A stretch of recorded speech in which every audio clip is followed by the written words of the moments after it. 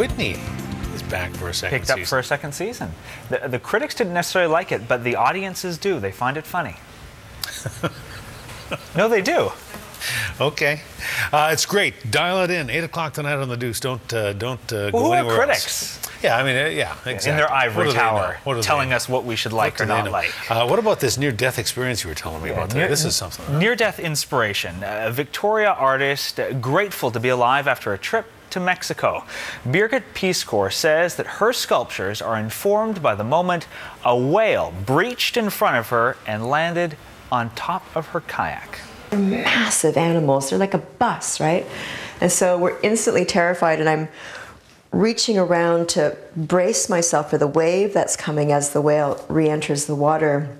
And just as I'm doing that, the second whale breached, like right where that tin of paint is, right there, like directly in front of me. And my head is moving up, and I can't really comprehend even what's happening, and all I see is whale. And then I realize that, you know, I'm dead now, right? This is it.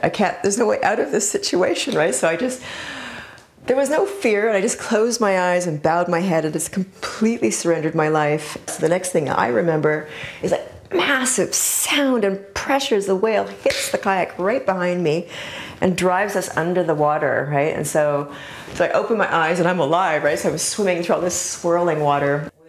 Unbelievable. Today, Piskor can put the finishing touches on her work because she and her fellow passenger were wearing life jackets and are good swimmers. Although the kayak was split in half, they made it back to shore without a scratch. The experience left the artist with a permanent back problem and inspiration to create sculpture inspired by that dramatic moment. You know, my work is largely about transformation because everything changes all the time at every level. And so what I like to do is capture that moment between one stage and the next, that where everything is possible. And so the moment that I'm capturing now that just keeps coming up in my work over and over again is just that moment again between when I symbolically died because I utterly gave up my life, and when I was symbolically reborn, that moment there keeps coming into my work. Birgit Piskor's studio show and sale is this Saturday and Sunday in Victoria's James Bay neighborhood. Details available on her website, birgitpiskor.com. Well, famous people news now, and Channing Tatum has been named People magazine's sexiest man alive. The 32-year-old actor said, quote, "Y'all are messing with me," when he first heard the news. The Magic Mike star now joins a select group of sexiest that includes George Clooney, Brad Pitt, Johnny Depp, and Vancouver's Ryan Reynolds. Prince Charles spent his 64th birthday in New Zealand today, touring the workshop run by Oscar-winning director Peter Jackson. This is where props and costumes were built for the upcoming Hobbit movie. The prince also met one of the actors who plays a dwarf in the film. An original etching by Salvador Dali has been discovered at a Goodwill store in Federal Way, Washington.